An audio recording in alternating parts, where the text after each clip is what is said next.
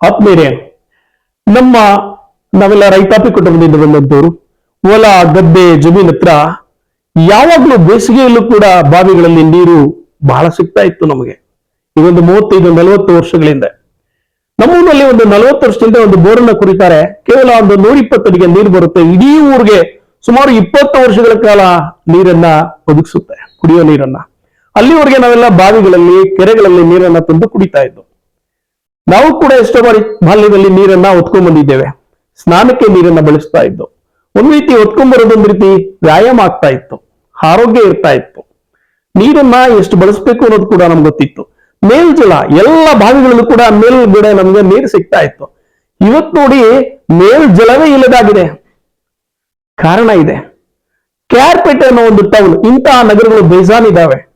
ಸುಮಾರು ಮನೆಗೊಂದು ಬೋರ್ಗಳು, 600 ಅಡಿ 500 ಅಡಿ ಅಷ್ಟೇ ಅಲ್ಲ.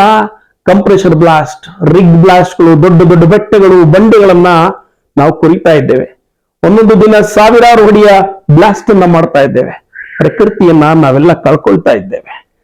ಭೂತಾಯಿ ಎದೆಯನ್ನ ಹೀಗೆ ನಾವು ಬಗಿತಾ ಹೋದ್ರೆ ಮುಂದೊಂದು ದಿನ ನಾವು ಇವತ್ತು ಬೋರ್ಗಳನ್ನೇ ಆಶ್ರಯಿಸ್ಕೋಬೇಕಾಗಿದೆ. ಈ ಬೇಸಿಗೆಯಲ್ಲಿ ನಿಜವಾಗ್ಲೂ ಕುಡಿಯೋದಕ್ಕೆ ನೀರು ಸಿಗ್ತಾ ಇರಲಿಲ್ಲ. ಕರೆಂಟ್ ಬಂದ್ರೆ ಬೋರ್ನಲ್ಲಿ ಮಾತ್ರ ನೀರನ್ನ ಇಟ್ಕೋಬೇಕಾಗಿತ್ತು. ಎಂತಹ ವಿಪರ್ಯಾಸ ನೋಡಿ. ಸಾವಿರಾರು ಅಡಿಗಳ ರೀತಿಯಲ್ಲಿ ನಾವು ಬ್ಲಾಸ್ಟ್ ಮಾಡಿ ನಮ್ಮ ಮೇಲ್ಜಲವನ್ನು ಕಳ್ಕೊಳ್ತಾ ಇದ್ದೇವೆ. ಈ ಮೇಲ್ಜಲ ಕಳ್ಕೊಳ್ಳೋದ್ರಿಂದ ಅನೇಕ ಸಣ್ಣ ಸಣ್ಣ ಜೀವಿಗಳು, ಪಕ್ಷಿಗಳು, ಪ್ರಾಣಿಗಳು ಸಂತತಿಗಳು ಕಡಿಮೆ ಆಗ್ತಾ ಇದೆ. ಹಾಗೆ ಅಷ್ಟೇ ಅಲ್ಲ, ಎಷ್ಟೋ ಬೆಳೆಗಳನ್ನ ನಾವು ಕಳ್ಕೊಳ್ತಾ ಇದ್ದೇವೆ. ಆಗ ಬತ್ತೋಗ್ತಾ ಇರಲಿಲ್ಲ. ಮೇಲ್ಜಲ ಇದ್ದಿದ್ರಿಂದ ಬೇಸಿಗೆಯಲ್ಲೂ ಕೂಡ ಕೆರೆ ಹಿಂದೆ ಕಟ್ಟೆ ಹಿಂದೆ ಬೆಳೆಯನ್ನ ಬೆಳೀತಾ ಇದ್ರು.